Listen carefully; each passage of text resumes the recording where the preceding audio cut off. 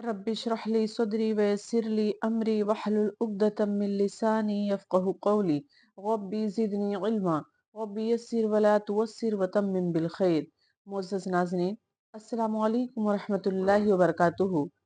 پچھلے سبق میں ہم نے شہداء کا مقام اور مرتبہ پڑھا کہ شہداء کا کتنا بڑا درجہ ہے، اور شہید جو اللہ کے راہ میں شہید ہو جاتے ہیں تو ان کو مردہ مت کہو، اللہ تعالیٰ نے فرمایا، بلکہ وہ زندہ ہیں لیکن تمہیں اس کا علم نہیں ہے، تمہیں اس کا شعور نہیں ہے، تم نہیں جانتے ہو۔ آگے پڑھتے ہیں۔ اعوذ باللہ من الشیطان الرجیم، بسم اللہ الرحمن الرحیم وبہ نستعین۔ اللہ سبحانہ وتعالیٰ فرماتے ہیں وَلَا يَحْزُنْكَ الَّذِينَ يُسَارِعُونَ فِي الْكُفْرِ إِنَّهُمْ لَن يَضُرُّوا اللَّهَ شَيْئًا يُرِيدُ اللَّهُ أَلَّا يَجْعَلَ لَهُمْ حَظًّا فِي الْآخِرَةِ وَلَهُمْ عَذَابٌ عَظِيمٌ۔ کفر میں آگے بڑھنے والے لوگ آپ کو غمناک نہ کریں، یقین مانو کہ وہ اللہ کا کچھ نہ بگاڑ سکیں گے۔ اللہ کا ارادہ ہے کہ ان کے لیے آخرت کا کوئی حصہ نہ کرے اور ان کے لیے بڑا عذاب ہے۔ نبی کریم صلی اللہ علیہ وسلم کی خواہش تھی کہ سب کے سب لوگ مسلمان ہو جائیں، اسی لیے ان کی تکذیب، ان کے انکار کی وجہ سے اللہ کے رسول صلی اللہ علیہ وسلم کو سخت تکلیف ہوا کرتی تھی۔ آپ بہت زیادہ دکھی ہو جایا کرتے تھے جب آپ لوگوں کو دین کا پیغام دیتے تھے اور لوگ آپ کی بات نہیں مانتے تھے، تو آپ کو بہت تکلیف ہوتی تھی۔ تو اللہ تعالیٰ اس آیت کے ذریعے نبی کریم صلی اللہ علیہ وسلم کو تسلی دیتے ہوئے فرما رہے ہیں کہ اے نبی آپ غمناک نہ ہو، اے نبی آپ فکر نہ کریں، آپ تکلیف میں نہ ہوں، یہ اللہ کا کچھ بھی نہیں بگاڑ سکتے، بلکہ افسوس کی اپنا ہی نقصان کرتے ہیں، اپنی ہی آخرت برباد کر رہے ہیں اور اس جہنم کی طرف جا رہے ہیں جو بہت ہی برا ٹھکانہ ہے۔ اسی طریقے سے سورہ کہف آیت نمبر 6 میں اللہ تعالیٰ نبی کریم صلی اللہ علیہ وسلم کو تسلی دیتے ہوئے فرما رہے ہیں فَلَعَلَّكَ بَاخِعٌ نَفْسَكَ عَلَىٰ آثَارِهِمْ إِن لَّمْ يُؤْمِنُوا بِهَٰذَا الْحَدِيثِ أَسَفًا، کہ اگر یہ لوگ ایمان نہیں لائے اس بات پر تو کیا آپ ان کے پیچھے اپنے آپ کو ہلاک کر ڈالیں گے؟ یعنی وہاں پر بھی اللہ تعالیٰ نبی کریم صلی اللہ علیہ وسلم کو تسلی دے رہے ہیں کہ اے نبی اگر یہ ایمان نہیں لا رہے ہیں تو آپ ان کے پیچھے اپنے آپ کو ہلاک مت کریں۔ ہدایت دینا اللہ سبحانہ وتعالیٰ کا کام ہے، آپ کا کام ہے صرف بتا دینا۔ اس طریقے سے اللہ تعالیٰ فرماتے ہیں آگے کہ لَسْتَ عَلَيْهِمْ بِمُصَيْطِرٍ، میں نے آپ کو داروغہ بنا کر نہیں بھیجا ہے، بس آپ کا کام ہے بتا دینا، ہدایت دینا میرا کام ہے۔ تو لہٰذا یہاں پر بھی اللہ تعالیٰ تسلی دیتے ہوئے کریں کہ اے نبی آپ فکر نہ کریں، آپ ان کے لیے ان کے غم میں نہ گھلے جائیں، بلکہ یہ جو ہیں اللہ کا کچھ بھی نہیں بگاڑ سکتے، بلکہ یہ اپنا ہی راستہ جہنم کی طرف ہموار کر رہے ہیں، اور جہنم بہت ہی بری جگہ ہے۔ اور آگے اللہ تعالیٰ فرماتے ہیں ان الذین اشتروا الکفر بالایمان لن یضروا اللہ شیئا ولہم عذاب علیم۔ کفر کو ایمان کے بدلے خریدنے والے ہرگز ہرگز اللہ کا کوئی نقصان نہیں پہنچا سکتے اور انہی کے لیے المناک عذاب ہے۔ یعنی جو لوگ کفر کو ترجیح دیتے ہیں ایمان پر، تو یہ لوگ اللہ کا کچھ بھی نہیں بگاڑ سکتے۔ یعنی جو لوگ برائیوں کو اچھا سمجھتے ہیں اچھائیوں کے بغیر، تو یہ لوگ اللہ کا کچھ نہیں بگاڑ سکتے۔ یہ کفر کو اگر یہ زیادہ اہمیت دیتے ہیں تو یہ اپنا ہی نقصان کر رہے ہیں۔ بظاہر ان کو لگتا ہوگا کسی کو تکلیف دے رہے ہیں، لیکن افسوس کہ یہ اپنا ہی نقصان کر رہے ہیں، اور یہ اللہ کو کچھ بھی نہیں نقصان پہنچا سکتے، بلکہ یہ اپنی ہی آخرت برباد کر رہے ہیں، اور انہی کے لیے المناک عذاب ہے، انہی کے لیے دردناک عذاب ہے، انہی کے لیے تکلیف دینے والا عذاب ہے۔ آگے اللہ تعالیٰ فرماتے ہیں وَلَا يَحْسَبَنَّ الَّذِينَ كَفَرُوا أَنَّمَا نُمْلِي لَهُمْ خَيْرٌ لِأَنفُسِهِمْ إِنَّمَا نُمْلِي لَهُمْ لِيَزْدَادُوا إِيمَانًا وَلَهُمْ عَذَابٌ مُهِينٌ۔ کافر لوگ ہماری دی ہوئی مہلت کو اپنے حق میں بہتر نہ سمجھے، یہ مہلت تو اس لیے ہے کہ وہ گناہوں میں اور بڑھ جائیں، اور انہی کے لیے ذلیل کرنے والا عذاب ہے۔ اس آیت میں اللہ کے قانون امحال کو بتایا گیا ہے، یعنی مہلت دینے کو بتایا گیا ہے اس آیت کے ذریعے۔ یعنی اللہ تعالیٰ اپنی حکمت اور مشیت کے مطابق کافروں کو جو مہلت دیتا ہے، تو وہ لوگ یہ نہ سمجھے کہ وہ شاید بڑا ہی اچھا کام کر رہے ہیں، اسی لیے اللہ تعالیٰ ان کو اتنی ساری چیزیں دے رہے ہیں۔ مثلا ان کو جاہ و جلال دینا، جاہ و حشمت دینا، ان کے مال اور اولاد میں اضافہ کرنا، جو بھی چیزیں اللہ تعالیٰ انہیں بڑھا چڑھا کر دے رہے ہیں، تو وہ مہلت دے رہے ہیں اللہ تعالیٰ تاکہ وہ گناہوں کے اور بھی زیادہ قریب چلے جائیں، اور وہ جہنم کے راستے کو اپنے لیے ہموار کر لے، تو وہ ان کو مہلت دی جا رہی ہے، مہلت کا پیریڈ ہے ان کے لیے، تو وہ اپنے لیے یہ نہ سمجھے کہ ہم بہت ہی اچھا کام کر رہے ہیں اسی لیے ہمیں یہ سب چیزیں مل رہی ہیں۔ اور بعض لوگوں کو لگتا بھی ہے کہ یہ دیکھو کتنا اچھا کام کر رہے ہیں اس لیے اللہ تعالیٰ ان کو اتنا زیادہ دیتے ہیں، نہیں، اللہ تعالیٰ ان کو مہلت دے رہے ہیں تاکہ وہ اپنے گناہوں میں اور بھی زیادہ بڑھ جائیں، اور پھر اس کے بعد ان کے لیے ہمیشہ کے لیے دائمی عذاب جہنم ہوگا۔ اسی طریقے سے اللہ تعالیٰ جو ہے وہ سورہ مومنون آیت نمبر 55 اور 56 میں اللہ تعالیٰ فرماتے ہیں، کیا وہ یہ گمان کرتے ہیں کہ ہم ان کے مال اور اولاد میں اضافہ کرتے ہیں؟ یہ ہم ان کے لیے بھلائیوں میں جلدی کر رہے ہیں، بلکہ وہ سمجھتے نہیں ہیں، یعنی ان کو لگتا ہے کہ یہ جو مال اور اولاد میں اضافہ ہو رہا تو یہ کوئی بہت ہی اچھا کام کر رہے ہیں اس لیے اللہ تعالیٰ ان کو ایسا دے رہے ہیں، نہیں، بلکہ ان کے گناہوں میں اور بھی زیادہ اضافہ ہو جائے اس لیے اللہ تعالیٰ ایسا کر رہے ہیں، اور وہ اس کو سمجھتے نہیں ہیں۔ ان کو لگتا ہے کہ ہم بہت اچھا کام کر رہے ہیں اس لیے ہمیں تمام چیزیں ہمیں مل رہی ہیں۔ اور اس کے بعد اللہ تعالیٰ فرماتے ہیں، مَا كَانَ اللَّهُ لِيَذَرَ الْمُؤْمِنِينَ عَلَى مَا أَنْتُمْ عَلَيْهِ حَتَّى يَمِيزَ الْخَبِيثَ مِنَ الطَّيِّبِ وَمَا كَانَ اللَّهُ لِيُطْلِعَكُمْ عَلَى الْغَيْبِ وَلَكِنَّ اللَّهَ يَجْتَبِي مِن رُّسُلِهِ مَن يَشَاءُ فَآمِنُوا بِاللَّهِ وَرُسُلِهِ وَإِن تُؤْمِنُوا وَتَتَّقُوا فَلَكُمْ أَجْرٌ عَظِيمٌ۔ جس حال پر تم ہو اسی پر اللہ ایمان والوں کو نہ چھوڑے دے گا جب تک کہ پاک اور ناپاک کو الگ نہ کر لے، یعنی اسی لیے اللہ تعالیٰ آزمائشوں کے ذریعے سے آزمائشوں کی بھٹی سے لوگوں کو گزارتے ہیں تاکہ اس سے پاک اور ناپاک لوگ الگ ہو جائیں، تاکہ اس سے پتہ چل جائے کہ دوست کون ہے اور دشمن کون ہے، دوست بھی واضح ہو جائے، دشمن بھی واضح ہو جائے،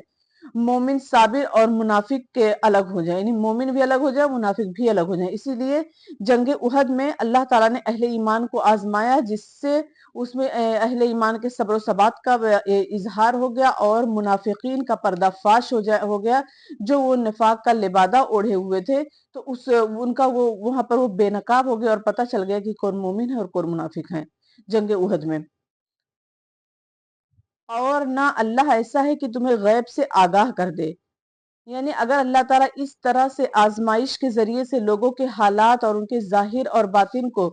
اگر تمہارے سامنے نہ بیان کرے تو تمہارے پاس کوئی ایسی دلیل نہیں ہے، تمہارے پاس کوئی ایسا غیب کا خزانہ نہیں ہے جس کے ذریعے سے تم پتہ لگا سکو کہ کون مومن ہے اور کون منافق ہے، یعنی اللہ تعالیٰ ہی لوگوں کے ظاہر اور باطن کو ہمارے سامنے بیان کرتے تو ہمیں پتہ چل جاتا ہے کہ یہ مومن ہے، یہ منافق ہے۔ بلکہ اللہ اپنے رسولوں میں سے جس کا چاہے انتخاب کر لیتا ہے، یعنی اللہ اپنے رسولوں میں سے جس کو چاہے غیب کی باتوں پر مطلع کر دیتے ہیں، غیب کی باتوں سے اطلاع دے دیتے ہیں، جس سے بعض دفعہ انہیں منافقین کے حالات اور ان کی چال بازیوں کا پتہ چل جاتا ہے، یعنی یہ بھی کسی کسی وقت اور کسی کسی نبی کو ظاہر کیا جاتا ہے، یعنی ایسا نہیں کہ ہر بات ہی غیب کا ہر علم اللہ تعالیٰ نبی کو دے دے، رسول کو دے دے، نہیں، بلکہ کچھ باتوں کا علم اللہ تعالیٰ ان کو وحی کے ذریعے سے پہنچا دیتے ہیں، ورنہ عام طور پر نبی بھی کیا ہوتے ہیں، جب تک اللہ تعالیٰ نہ چاہے وہ بھی منافقین کے اندرونی نفاق اور ان کے مکر و فریب کو نہیں جان سکتے ہیں۔ اسی لیے سورہ توبہ آیت نمبر 101 میں اللہ سبحانہ وتعالیٰ فرماتے ہیں کہ اعراب اور اہل مدینہ میں جو منافق ہیں، اے نبی، اے پیغمبر، آپ ان کو نہیں جانتے، ہم انہیں جانتے ہیں۔ اور اس آیت کا دوسرا مفہوم یہ بھی ہو سکتا ہے کہ غیب کی باتوں کا پتہ صرف ہم اپنے رسولوں کو ہی دیتے ہیں، کیونکہ ان کو منصبی ضرورت ہوتی ہے، اسی وحی الہی اور امور غیبیہ کے ذریعے سے وہ لوگوں کو دین کا پیغام، اللہ کا پیغام پہنچاتے ہیں اور اپنے کو اللہ کا رسول ثابت کرتے ہیں۔ اور اسی طریقے سے سورہ جن آیت نمبر 26 اور 27 میں اللہ سبحانہ وتعالیٰ فرماتے ہیں، عالم الغیب فلا یظہر علی غیبہ احدا الا من ارتضی من رسول، کہ عالم الغیب اللہ تعالیٰ ہی ہے اور وہ اپنے غیب پر کسی کو بھی واقف نہیں کرتا مگر جس کو پسند کر لے رسولوں میں سے، یعنی جن کو بھی اللہ تعالیٰ رسولوں میں سے پسند کرتے ہیں تو ان کو کچھ غیب کی باتیں اللہ تعالیٰ وحی کے ذریعے سے، اپنے فرشتوں کے ذریعے سے اللہ تعالیٰ ان تک پہنچا دیتے ہیں، یعنی ہر بات نہیں بتاتے ہیں لیکن وحی کے ذریعے سے کچھ چیزیں اللہ تعالیٰ اپنے رسولوں کو بتا دیا کرتے ہیں۔ کیونکہ وہ ان کے فرض منصبی کے لیے ضروری ہوتا ہے۔ اور اس کے بعد اللہ تعالیٰ فرماتے ہیں کہ اس لیے تم اللہ پر اور اس کے رسولوں پر ایمان رکھو، اگر تم ایمان لاؤ اور تقوی کرو تو تمہارے لیے اجر عظیم ہے۔ اسی لیے کیا کرنا چاہیے؟ اسی لیے ہمیں یہ کرنا چاہیے کہ ہم اللہ پر بھی ایمان رکھیں، اللہ پر ایمان رکھنا ہمارے لیے بہت ضروری۔ اس کے بعد جو ہے ہمیں رسولوں پر بھی ایمان رکھنا ہے، یعنی رسول جو کچھ بھی بتائے ہمیں اس کو ماننا ہے اور اس پر عمل کرنا ہے، کیونکہ رسول وہی بتاتے ہیں جو اللہ تعالیٰ وحی کے ذریعے سے بتاتے ہیں، جیسا کہ سورہ نجم میں ہے کہ وَمَا يَنْطِقُ عَنِ الْهَوَىٰ إِنْ هُوَ إِلَّا وَحْيٌ يُوحَىٰ، کہ نبی اپنی طرف سے کچھ بھی نہیں کرتے بلکہ وہی کہتے ہیں جو ان کی طرف وحی کی جاتی ہے۔ تو وحی کے ذریعے سے جو ان کو بات بتائی جاتی ہے وہ نبی اپنے دنیا میں لوگوں کو بتاتے ہیں۔ اور اس کے بعد اللہ تعالیٰ فرماتے ہیں وَلَا يَحْسَبَنَّ الَّذِينَ يَبْخَلُونَ بِمَا آتَاهُمُ اللَّهُ مِنْ فَضْلِهِ هُوَ خَيْرًا لَهُمْ بَلْ هُوَ شَرٌّ لَهُمْ سَيُطَوَّقُونَ مَا بَخِلُوا بِهِ يَوْمَ الْقِيَامَةِ وَلِلَّهِ مِيرَاثُ السَّمَاوَاتِ وَالْأَرْضِ وَاللَّهُ بِمَا تَعْمَلُونَ خَبِيرٌ۔ جنہیں اللہ نے اپنے فضل سے کچھ دے رکھا ہے وہ اس میں اپنی کنجوسی کو اپنے لیے بہتر خیال نہ کریں، بلکہ وہ ان کے لیے نہایت بدتر ہے۔ ان قریب قیامت والے دن وہ اپنی کنجوسی کی چیز کے توق ڈالے جائیں گے۔ اس آیت میں بخالت کا ذکر ہے، بخیل ہونے کا ذکر ہے، یعنی وہ بخیل جو اللہ تعالیٰ نے اس کو مال دیا ہے تو وہ مال جو ہے اللہ کی راہ میں نہیں خرچ کرتا، یہاں تک کہ وہ زکوٰۃ بھی نہیں دیتا ہے۔ یعنی اگر اللہ تعالیٰ نے کسی کو مال دیا تو اس کو اللہ کے راہ میں خرچ کرنا چاہیے، چاہے وہ کم سے کم ہی مقدار کیوں نہ ہو۔ اور اگر وہ صاحب مال ہے تو پھر اس کے لیے ضروری ہے کہ اگر اس کے اوپر زکوٰۃ فرض ہے تو وہ زکوٰۃ بھی دے ہولانے ہول سے پہلے۔ لیکن ایک ایسا شخص کی جو اتنا بخیل ہے کہ وہ اللہ کے راستے میں کچھ بھی نہیں خرچ کرتا، یہاں تک کہ وہ زکوٰۃ کی رقم بھی ادا نہیں کرتا، یعنی زکوٰۃ بھی نہیں دیتا ہے جو کہ فرض چیز ہے، زکوٰۃ تو فرض چیز ہے، اس کو بھی ادا نہیں کرتا۔ تو صحیح بخاری کی حدیث ہے، اللہ کے رسول صلی اللہ علیہ وسلم فرماتے ہیں کہ قیامت والے دن اس کے مال کو ایک زہریلا اور نہایت خوفناک سانپ بنا کر توق کی طرح اس کے گلے میں ڈال دیا جائے گا۔ وہ سانپ اس کی باچھیں پکڑے گا اور کہے گا کہ میں تیرا مال ہوں، میں تیرا خزانہ ہوں۔ یعنی وہی مال جس کو وہ دنیا میں چھپا چھپا کے رکھتا تھا، غریبوں پہ خرچ نہیں کرتا تھا، یا جو صاحب ضرورت ان کو نہیں دیتا تھا، یا وہ زکوٰۃ ادا نہیں کرتا تھا، صدقہ نہیں کرتا تھا، خیرات نہیں کرتا تھا، خاص طور پہ زکوٰۃ ادا نہیں کرتا تھا، تو ایسے شخص کے وہ مال جو ہے وہ ایک خوفناک سانپ کی شکل اختیار کر لے گا اور اس کے گلے میں ڈال دیا جائے گا بطور توق، اور پھر اس کے بعد وہی سانپ کہے گا کہ میں تیرا مال ہوں، میں تیرا خزانہ ہوں۔ یعنی جب انسان ڈرنے لگے گا اس سانپ کو دیکھ کے تو وہ سانپ کہے گا کہ میں ہی تیرا مال ہوں، میں ہی تیرا خزانہ ہوں، یعنی وہی مال ہوں میں جو تو دنیا میں چھپا چھپا کر رکھتا تھا، تو آج میں وہ تیرے گلے میں ہوں تو تجھے اتنا ڈر کیوں لگ رہا ہے؟ تو اس لیے ہمیں زکوٰۃ جو کہ اس طریقے سے سورہ توبہ میں بھی زکوٰۃ کے بارے میں بتایا گیا ہے کہ زکوٰۃ جو لوگ نہیں دیتے ہیں تو قیامت کے دن ان کے پیٹھوں کو، ان کے پشتوں کو داغا جائے گا، ان کے چہروں کو بھی وہی سونا اور چاندی پگھلا کر ان کے جسموں کو داغا جائے گا۔ تو زکوٰۃ جو کہ فرض چیز ہے اور اسلام کے بنیادی ارکان میں سے ایک رکن ہے، تو اس کو ادا کرنا بہت ضروری ہے۔ تو وہی اللہ تعالیٰ فرماتے ہیں کہ ایسا کنجوس انسان جو ہے اس کے لیے توق پڑ جائے گا، اور آسمانوں اور زمین کی میراث اللہ ہی کے لیے ہے، اور جو کچھ تم کر رہے ہو اس سے اللہ آگاہ ہے۔ یعنی جو کچھ بھی تم کر رہے ہو تو تم یہ مت سمجھو کہ اللہ تعالیٰ وہ نہیں دیکھ رہے ہیں، بلکہ اللہ تعالیٰ سب کچھ دیکھتے ہیں۔